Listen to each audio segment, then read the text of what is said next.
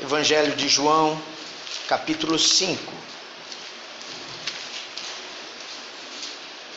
É o texto da cura de um paralítico no tanque de Betesda. Vocês já devem ter ouvido alguma mensagem a respeito, mas é um texto lindo. Do verso 1 até o 18. Vamos ler. Passadas estas coisas, havia uma festa dos judeus, e Jesus subiu para Jerusalém. Ora, existe ali, junto à porta das ovelhas, um tanque, chamado em hebraico Betesda, o qual tem 5 pavilhões. Nestes jazia uma multidão de enfermos, cegos, coxos, paralíticos, esperando que se movesse a água, porquanto um anjo descia em certo tempo, agitando-a. E o primeiro que entrava no tanque, uma vez agitada a água, sarava de qualquer doença que tivesse. Estava ali um homem enfermo, havia 38 anos. Jesus, vendo-o deitado e sabendo que estava assim há muito tempo, perguntou-lhe: queres ser curado? Respondeu-lhe o enfermo: Senhor, não tenho ninguém que me ponha no tanque quando a água é agitada, pois enquanto eu vou, desce outro antes de mim. Então lhe disse Jesus: levanta-te, toma o teu leito e anda. Imediatamente o homem se viu curado, e tomando o leito, pôs-se a andar. E aquele dia era sábado. Por isso disseram os judeus ao que fora curado: hoje é sábado e não te é lícito carregar o leito. Ao que ele lhes respondeu: o mesmo que me curou me disse: toma o teu leito e anda. Perguntaram-lhe eles: quem é o homem que te disse: toma o teu leito e anda? Mas o que fora curado não sabia quem era, porque Jesus se havia retirado, por haver muita gente naquele lugar. Mais tarde Jesus o encontrou no templo e lhe disse: olha que já estás curado, não peques mais, para que te não suceda coisa pior. O homem retirou-se e disse aos judeus que fora Jesus quem o havia curado. E os judeus perseguiam Jesus porque fazia estas coisas no sábado. Mas ele lhes disse: meu pai trabalha até agora e eu trabalho também. Por isso, pois, os judeus ainda mais procuravam matá-lo, porque não somente violava o sábado, mas também dizia que Deus era seu próprio pai, fazendo-se igual a Deus. Vamos orar mais uma vez? Paizinho querido, abençoa-nos neste momento, Senhor. Ilumina as nossas mentes, desperta o nosso entendimento para as coisas espirituais, para o que o Senhor tem a nos mostrar na Tua Palavra, que o Teu Santo Espírito quer nos ensinar nesta noite. Glorifica o nome de Jesus, ó Pai, em nome do Teu Filho que nós pedimos esta bênção, em nome dele que entramos na Tua presença. Amém. Queridos, o Evangelho de João é o Evangelho que eu considero assim dos mais preciosos. Não que eu tenha preferência, não, mas o Evangelho de João é o mais tardio, ou seja, é o último dos Evangelhos. E João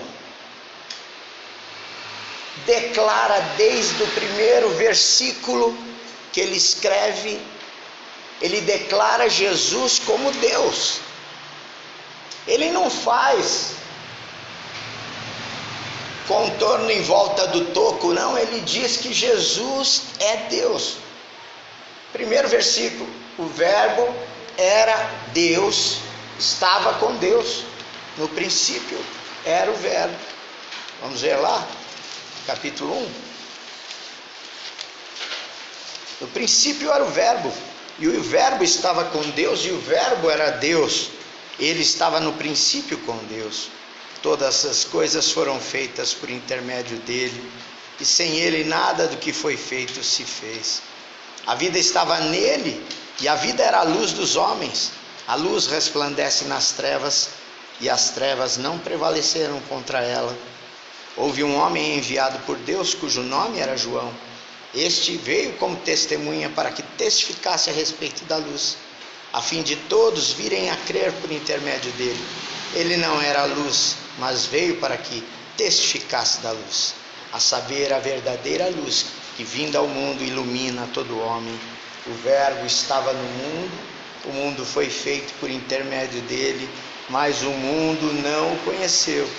Veio para o que era seu, e os seus não o receberam. Olha que coisa! Veio para os seus, e os seus não o receberam.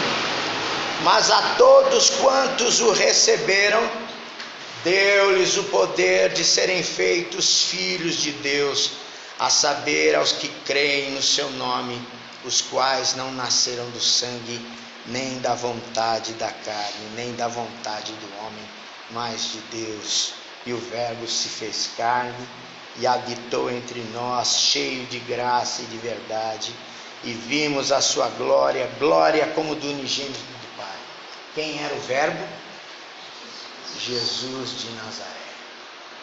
João estava com seus discípulos e viu Jesus vindo na direção dele. Ele apontou e disse para todo mundo ouvir: olha lá, eis o Cordeiro de Deus que tira o pecado do mundo.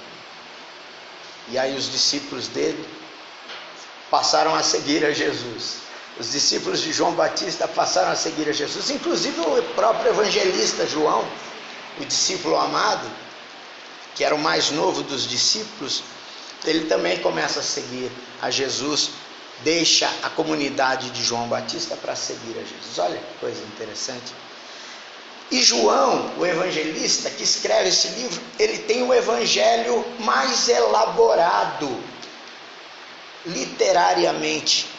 Ele não tem uma preocupação histórica como o doutor Lucas, que escreveu o evangelho de Lucas e Atos, tinha. Lucas escreveu acuradamente, pesquisou, buscou os documentos, testemunhos e tudo mais. João não estava preocupado com questão histórica, cronológica. Ele estava apenas querendo mostrar, revelar que Jesus era o Verbo de Deus, que veio e andou entre os homens e fez sinais maravilhosos entre os homens. Então ele escolhe 7 sinais que Jesus fez e constrói 11, 12 capítulos em cima desses 7 sinais, para mostrar que Jesus de Nazaré, o filho da Dona Maria, do seu José carpinteiro lá de Nazaré, na verdade era o Verbo de Deus encarnado, o grande Jeová, o grande Eu Sou do Velho Testamento, revelado a Moisés na sarça ardente, libertador do povo de Israel do Egito, estava agora andando entre os homens, andou entre os homens, pela Galileia, pelas estradas empoeiradas da Judéia, Samaria e região toda ali da Palestina. Então é muito interessante. E João diz, o objetivo do livro dele está lá no capítulo 20, verso 30 e 31 de João. Diz assim: na verdade fez Jesus diante dos discípulos muitos outros sinais que não estão escritos neste livro.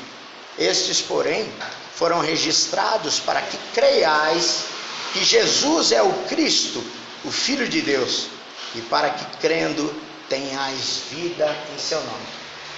João 20, 30, 31. E vocês vão ver, lendo o Evangelho de João, vocês vão ver uma coisa interessante. Jesus fala: eu sou o pão da vida, eu sou a água da vida, eu sou a luz do mundo, eu sou o bom pastor, eu sou a videira verdadeira. Jesus, usa essa expressão eu sou de propósito, porque Javé ou Jeová significa eu sou o que sou. Então é uma abreviação do nome de Deus do Velho Testamento. Então quando Jesus faz essas referências a seu respeito, e João frisa isso, Jesus está se identificando com o grande Deus lá do Velho Testamento, que agora está na pessoa do Filho de Deus, Jesus de Nazaré. Então, nós vamos meditar rapidamente sobre o capítulo 5, que é a cura do paralítico no tanque de Betesda. E olha só que coisa curiosa, né? Betesda, Bet em hebraico é casa, Esda ou Ezed significa misericórdia. Bondade e misericórdia me seguirão todos os dias da minha vida, e habitarei na casa do Senhor por longos dias, para todo sempre.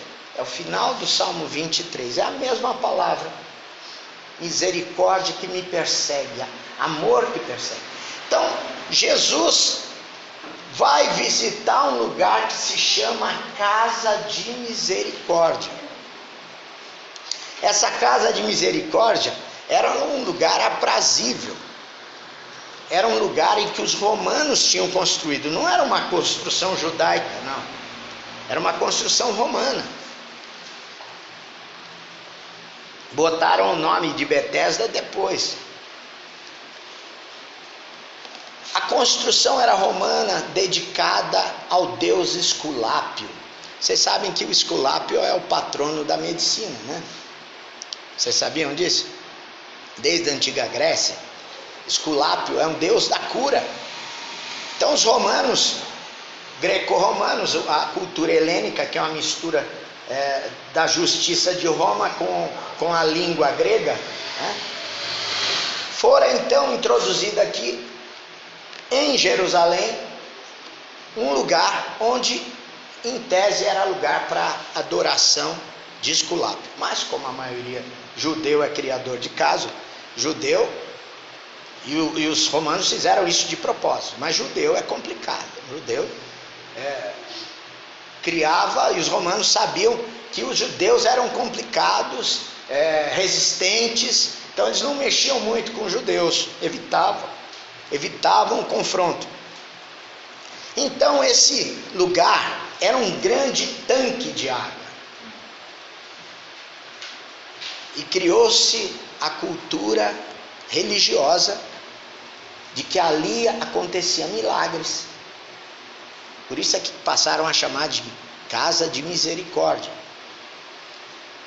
A ideia que o texto dá era que um anjo visitava aquele lugar e agitava as águas, e as águas ganhavam poder miraculoso. O primeiro que pulasse, tomasse banho primeiro, era curado.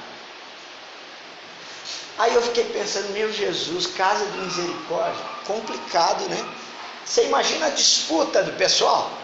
Estava cheio de gente. Quem estava melhorzinho conseguia chegar, quem estava piorzinho ia morrendo por ali mesmo, não é verdade? Se não tivesse um aparato, um grupo de pessoas, a família organizada lá, né? uma torcida, caravana que vem junto para empurrar o enfermo para dentro do tanque quando ele agitasse, quando o anjo estivesse lá. Se não tivesse isso, estava no sal, pobre, né? Estava mesmo. E curiosamente, tinha um camarada lá que estava nessa situação, 38 anos, pensa só, mais velho do que eu, né? Brincadeira, estou com 57, né? O rapaz tinha 38 anos que ele estava lá, não era de vida não, 38 anos que ele estava ali, naquele lugar, paralisado, enfermo. Imagino que ele já devia ter algum esquema também, uma marmitinha que chegava, né? O pessoal tinha dó dele, pena dele, talvez amigos, chegava, trazia uma marmitinha na hora do almoço, um cafezinho de manhã, acordar, ficar esperto, ficar esperando o anjo chegar, né? Uma jantinha logo mais à noite, já tinham dado até uma caminha para ele estava ali organizado, mas não tinha a turma do pit stop, do suporte atrás não, né? Que nem tem assim, aquele grupo de mecânicos, né? Esperando o camarada chegar para trocar a roda, não tinha a turma para levá-lo para dentro do tanque. Então, é de se esperar que ele esteja assim, bastante desanimado, e de fato parece mesmo, porque Jesus vai sozinho ao tanque de Betesda, não vai com seus discípulos. Observem isso na leitura do texto. Nos outros textos ele está junto sempre com seus discípulos, aqui ele está sozinho. Jesus vai sozinho ao tanque de Betesda, e chegando ali, vê o homem. E o texto, no verso 6, diz que Jesus sabia que o rapaz estava ali há muito tempo. Jesus chega para ele e puxa a conversa. Sabe qual foi a conversa que Jesus puxou com o rapaz? E aí, queres ser curado? E aí, você quer ser curado? Jesus é engraçado às vezes. Que nem o cego chega para ele, um leproso, grita: filho de Davi, tem misericórdia de mim. Aí ele manda chamar o rapaz.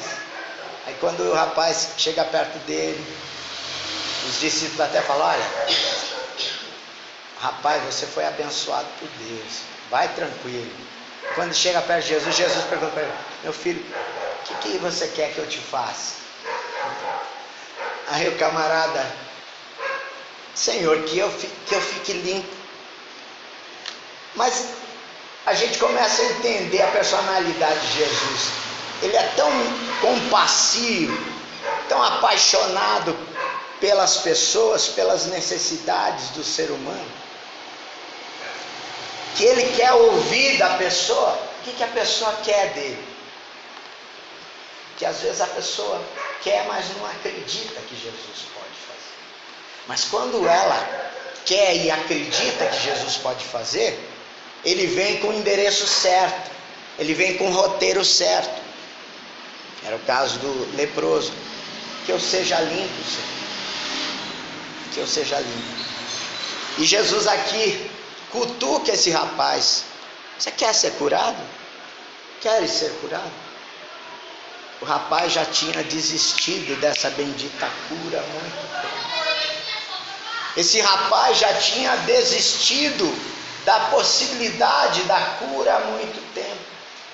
Perdera a confiança, a esperança na natureza humana, vendo que aquele lugar de fato não era um tanque de Betesda, de misericórdia, uma casa de misericórdia. Era, na verdade, um lugar de cerrada competição. Cerrada competição, muito competitivo. E não tinha espaço para ele, que era paralítico. Ele não iria ganhar nunca ali, naquele lugar. Não com as regras daquele jogo. Alguém chegar primeiro do que o outro. Ele já tinha desistido.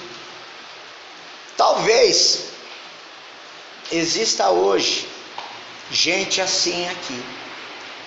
Porque essa casa de misericórdia simboliza justamente toda a religiosidade, tanto a judaica quanto religiosidade em geral, que a gente se escora. Porque religião é religarem, né? O homem tentando ligar-se a Deus, falar com Deus. O homem tentando encontrar a Deus, só que o homem pecador não tem essa disposição. O pecado o afasta sempre. O pecado faz com que ele seja egoísta. Narciso só gosta do que é espelho, porque ele gosta dele mesmo, é egoísta. Então, a natureza humana tem essa fraqueza. Você pode ver, às vezes que a gente busca a Deus é quando a coisa pega para o nosso lado. Já está doendo demais e a gente venceu, não consegue mais, com o nosso orgulho, com a nossa senso de onipotência, porque a gente pensa que a gente pode tudo às vezes, né? Só que aí de repente as coisas começam a acontecer, dá errado, saúde da gente, problemas, emprego, desemprego, as coisas começam a ficar complicadas, por mais que a gente se esforce, não vai para adiante, e a gente cai nessa situação. Então o ser humano dificilmente busca a Deus, ele é orgulhoso, tem a sua dignidade pessoal e ele preza muito isso. Homem em especial precisa ter essa questão de independência, de não mostrar fraqueza, fragilidade. Você sabe que homem não chora, né? Nós somos ensinados assim, homem não chora. Meninas são ensinadas a serem empáticas, solidárias. Alguém se machuca no jogo, para o jogo, enquanto a menina não se recuperar, o jogo das meninas não volta. No nosso de futebol, um se quebra, a gente empurra o moribundo para fora. Vem você, ele está aí, ó. Vem cá, no lugar dele. É assim, nós somos competitivos, independentes, orgulhosos. E esse rapaz está aqui. Parece que ele nunca pediu para ninguém para ajudá-lo. Está lá, paralítico, mas orgulhoso, ciente da sua dignidade. E aí Jesus pergunta para ele: filho, queres ser curado? Aí ele dá uma resposta boa, porque tem que dar uma resposta boa, né? Porque afinal, respondeu-lhe o enfermo: Senhor, não tenho ninguém que me ponha no tanque quando a água é agitada, pois enquanto eu vou, desce outro antes de mim. O orgulho humano é assim, ele é capaz de racionalizar as suas correntes. Psicologia e Dilema Humano, do Rollo May, psicólogo muito, psicanalista muito importante do século XX, ele escreve um capítulo sobre o homem que o homem enjaulado. O camarada foi preso para ser um projeto científico de um rei, de um déspota. Foi tomado do seu ambiente, que ele estava a caminho do seu trabalho, foi tomado, tirado dali e colocado dentro de uma jaula. E um psicólogo anotando todas as reações dele. Só que aí, com o tempo, o homem enjaulado passou de esbravejar, de xingar o rei, de falar palavrões e tal, passou para uma postura diferente. Uma postura mais contida, uma postura mais acomodada. Porque o psicólogo disse para ele: rapaz, você reclama tanto que você foi tirado do seu trabalho, da sua família, mas você não vai precisar trabalhar. Não vai precisar mais trabalhar. Você está recebendo comida aqui de graça. Você está recebendo um montão de revistas e livros aí para você ler. Aí ele engoliu aquela conversa. Aí chegou um grupo de alunos da faculdade lá do Reino para pesquisar, para ver o acompanhamento do projeto com o psicólogo sobre o homem enjaulado. E curiosamente, o psicólogo falando, expondo para os alunos os resultados da pesquisa, como é que o comportamento do enjaulado estava ocorrendo, né? O desenvolvimento, o comportamento. E aí o pessoal começou a conversar com o enjaulado. O enjaulado falou: vocês viram? É um estilo de vida diferente, mas é muito, muito oportuno, muito conveniente para mim. Eu não preciso trabalhar que nem vocês, eu não preciso estudar que nem vocês, eu estou aqui, ó. Eu tenho comida de graça, eu tenho bons livros, boas revistas de graça e tal. Aí o psicólogo começou a notar esse comportamento diferenciado do homem enjaulado. Ele começou a justificar as suas correntes, as suas cadeias. Depois disso, um outro dia, o psicólogo teve um sonho terrível, um pesadelo. A consciência do psicólogo estava pesando por ele estar fazendo aquilo com aquele homem, privando alguém da liberdade. O psicólogo ficou com a consciência culpada e sonhou, teve um pesadelo de que um homem enjaulado arrebentava com as grades e pegava as grades e usava como lança para poder atacar o rei. Aí ele acordou assustado, mas ao mesmo tempo esperançoso. Ele estava assustado, mas esperançoso. Por quê?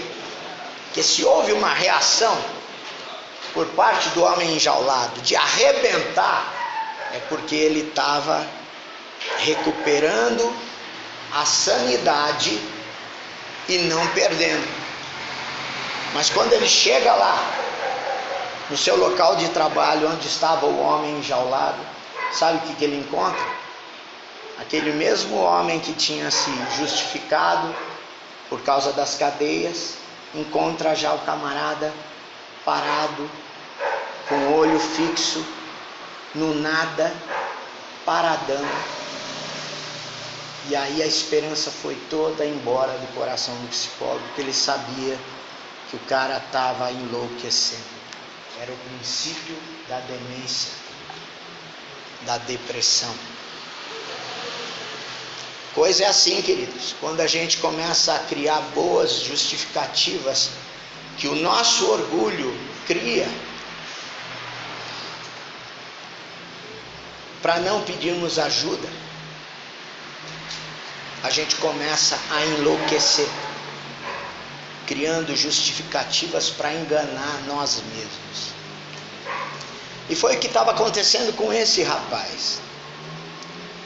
Mas Jesus foi ali com um objetivo claro. Ele foi para curar aquele rapaz. Isso fica claro porque você vê Jesus chegando, ele pergunta: queres ser curado? O rapaz responde, dá uma desculpa boa. E o que Jesus faz?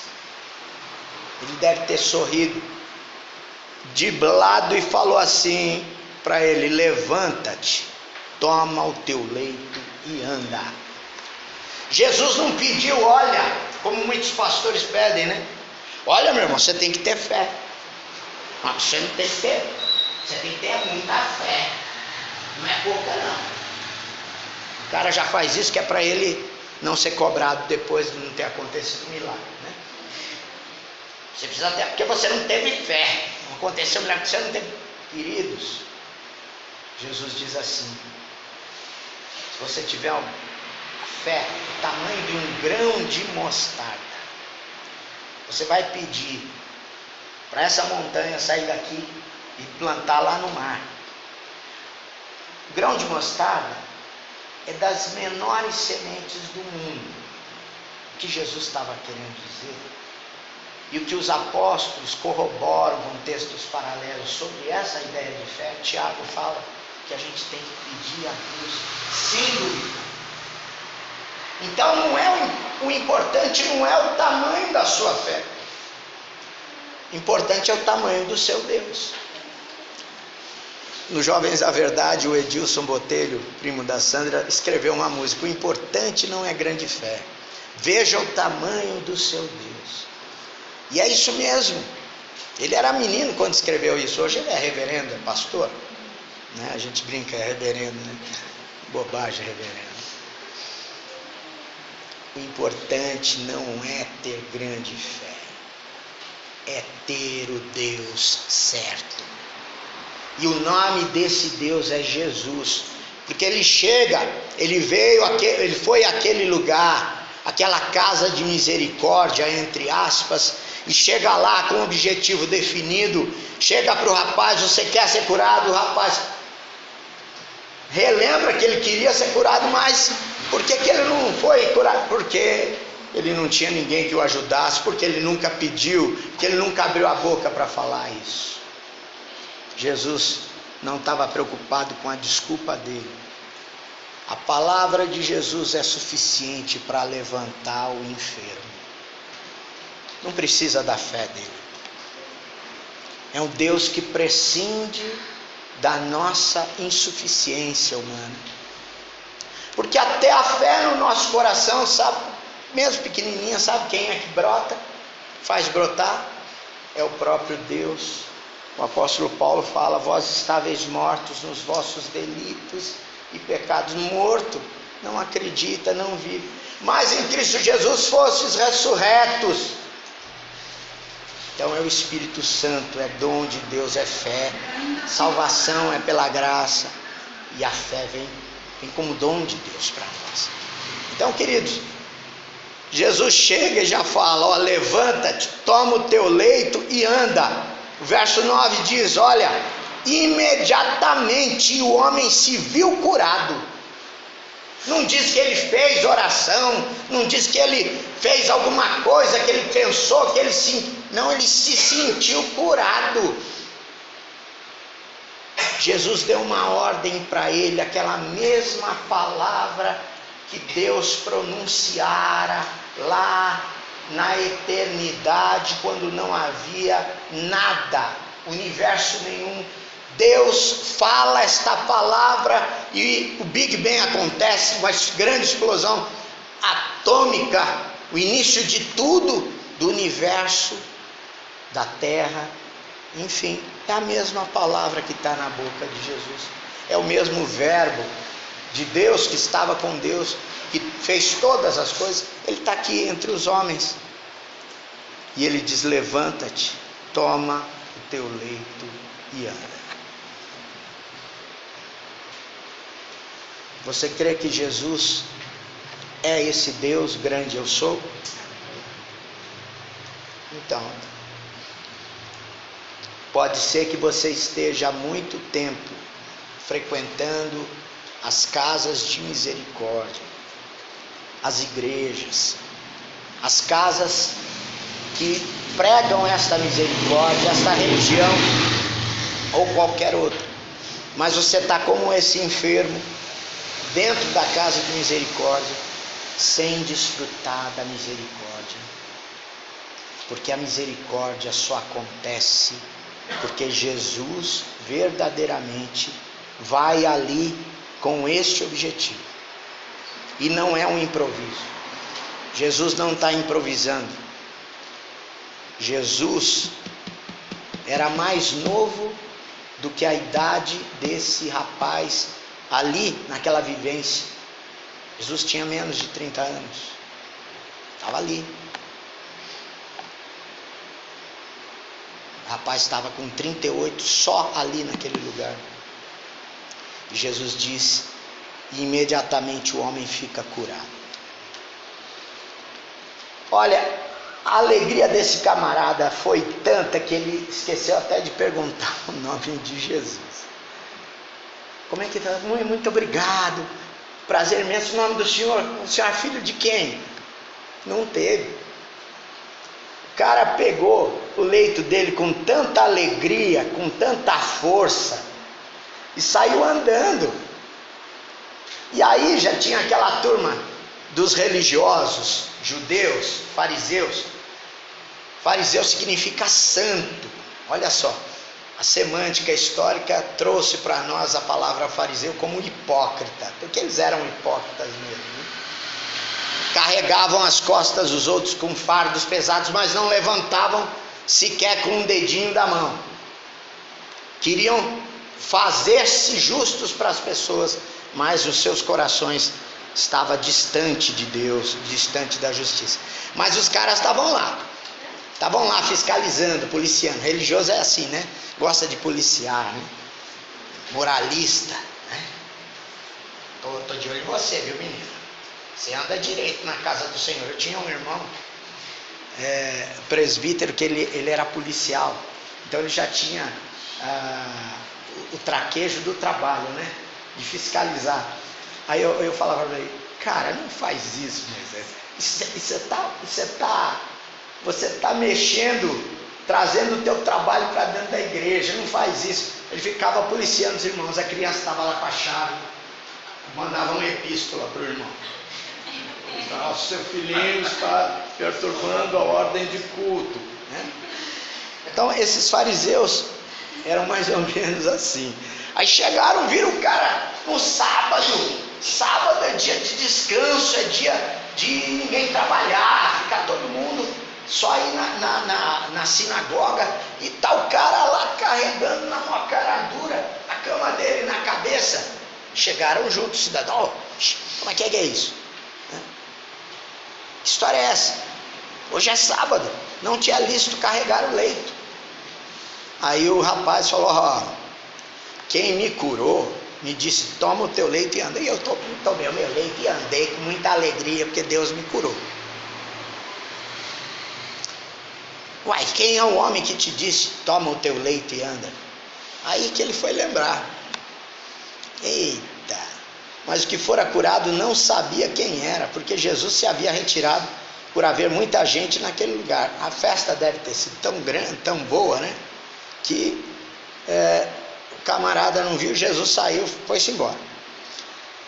Mas aí, mais tarde, o rapaz encontra com Jesus lá pelas vielas de Jerusalém, e Jesus lhe diz: olha, que já estás curado, não peques mais, para que não te suceda coisa pior. Agora ele ficou sabendo quem era. Jesus de Nazaré, filho da Dona Maria, do seu José carpinteiro, né? Primo do João e do Tiago, dos Boanerges, né? Que tinham família em Jerusalém também, né? Então, já estava sabendo quem era. E por isso, quando encontrou-se novamente com os judeus, ele disse que era Jesus que o tinha curado. E aí os judeus começaram a perseguir a Jesus, não só porque Jesus curava as pessoas no sábado, mas porque Jesus dizia que ele era filho de Deus, e que Deus trabalhava qualquer dia, e ele continuaria trabalhando também. E é interessante, e eu gosto desse fecho do ser sábado, porque o sábado simboliza justamente um tempo na Bíblia. O sábado é aquele reservado para o nosso descanso, mas que significa o governo de Deus sobre o nosso tempo, sobre a nossa história.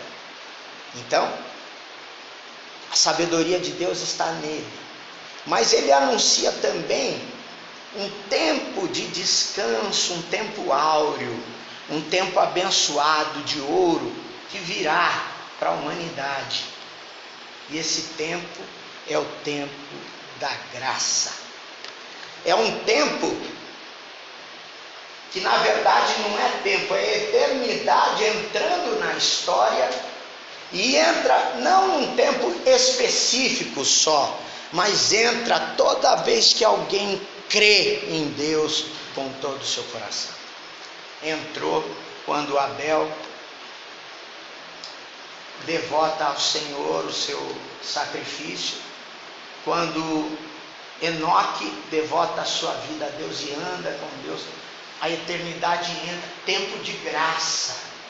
Graça é a alegria de Deus em reunir-se com um pecador arrependido. Entrou quando Noé, o justo, andou com Deus e ele fez a arca. O tempo da eternidade, da graça, entrou quando Abraão responde a Deus com um sim: sai da tua terra e da tua parentela, vai para uma terra que eu vou te mostrar. E Abraão não perguntou que terra era essa. Eu só vou se o Senhor me der um mapa. Não, ele foi. A eternidade entrando, tempo de graça, tempo de bênção, tempo de qualidade, um tempo que reflete justamente aquele versículo 4 de Isaías 64. Vocês conhecem esse versículo? É lindo, né? Sábado 64 de Isaías,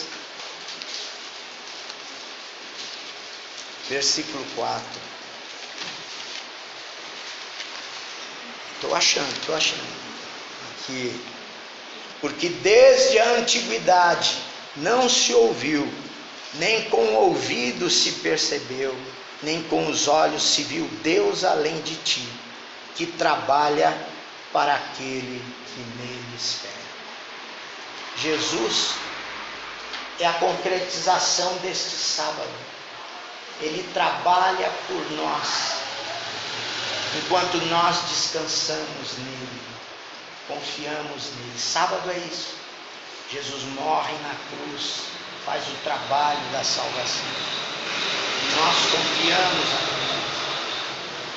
Jesus chega, faz o milagre, e nós não fizemos nada, apenas recebemos a bênção. Porque até a fé no nosso coração foi resultado da presença dele, que nos fez parecidos com Jesus. A presença do Espírito Santo nos transformando à semelhança de Jesus. A fé em Deus brota no nosso coração. Então, queridos, é um Deus que trabalha para aquele que nele espera. Sábado é isso. Então, Jesus chega, cura o cidadão e faz isso no dia de sábado, de propósito, justamente para mostrar isso, que é Ele quem faz a obra, não é você. Não é merecimento, não é porque você mereça. Nós não merecemos nada, mas nós acreditamos em meritocracia, né? Nós estudamos para o concurso, para o trabalho, no trabalho, se a gente trabalha bem, a gente quer aumento do salário, a gente acredita em meritocracia. Mas enquanto a gente não descobrir o peso da graça de Deus nas nossas vidas, nós não descobriremos o milagre e a bênção do Senhor na vida da gente. O apóstolo Paulo, eu não sei se eu já contei isso para vocês, ele se converteu, caiu do cavalo e já saiu pregando em Damasco, logo depois que Ananias o curou. E depois ele foi para Jerusalém, foi apresentado aos apóstolos, mas ele não foi bem recebido. Muita gente não queria sequer encontrar com ele, com medo. Ele tinha sido perseguidor da igreja em Jerusalém. Mas Paulo estava deglutindo ainda aquela ideia que Jesus o escolhera para ser apóstolo aos gentios e tal. Mas ele estava meio que gostando daquele negócio. Ele pensou assim: nossa, eu sou um rabino, eu fui educado aos pés de Gamaliel. Ele acreditava na meritocracia, na lei. Fazendo eu alcanço, consigo, eu vou ter méritos e Deus vai anotar os créditos lá a meu favor, porque Deus é um contador, um contabilista, que anota créditos e débitos. Aí ele deve ter pensado: nossa, Jesus fez bem de me escolher mesmo para ser o apóstolo aos gentios, porque essa igreja desses galileus aqui, ignorantes, está precisando de uma liderança de peso mesmo, né? Deve ter imaginado isso. Por isso é que ele não foi muito bem recebido em Jerusalém. Mas Barnabé, que era homem de Deus e conhecia do riscado da cruz, pegou Paulo: meu filho, vem cá, baixa a bola, vamos lá para a Arábia. Você vai ficar uns tempos lá na Arábia. 3 anos na Arábia, lendo a Bíblia, orando, aprendendo que não é você quem faz, é Deus que faz a obra. É o Senhor que faz o milagre. É o Senhor Jesus o protagonista dessa história. Através do Espírito Santo ele realiza e opera sinais, prodígios e maravilhas até hoje, salva vidas. Usa homens pecadores como nós, mas é o Senhor quem faz. Não é a minha capacidade, meus argumentos são frágeis, é Deus quem faz a obra. Porque é Deus que tem a capacidade de rasgar a história e fazer entrar eternidade no coração das pessoas. Só Deus tem essa capacidade. Só Ele pode, homem nenhum consegue fazer isso. Então, queridos, enquanto a gente não aprender o que é graça na prática, a gente não vai ver o milagre acontecer nas nossas vidas. Porque reino de Deus não é meritocracia. Você tem galardão sim depois, mas aí é outra coisa difícil de explicar também. Porque Deus vai te usar, Deus vai te abençoar, Deus vai fazer você um instrumento e ainda vai ganhar galardão, né? Além da vida eterna, vai ganhar coroa abençoada, né? Um prêmio de eternidade. Então, queridos, a gente precisa aprender que Jesus é quem faz a obra e Ele faz por inteiro. Amém? Amém. Se você está numa casa de misericórdia, mas ainda não desfrutou da misericórdia, abre o teu coração para Jesus, porque Ele veio para isso. Veio para visitar e transformar essa casa de misericórdia em verdadeira casa de misericórdia, que faz você desfrutar da misericórdia de Deus. Então abre o teu coração, confia nele, descansa nele. Não confia em você, você é pecador, eu sou pecador, todos nós somos pecadores. Confia no Senhor Jesus e Ele vai ouvir a tua oração. Ele ouve a oração de homens pecadores como nós. Saiba disso. Jesus, Deus, ouve a oração de pecadores remidos pelo sangue de Jesus. Vamos orar?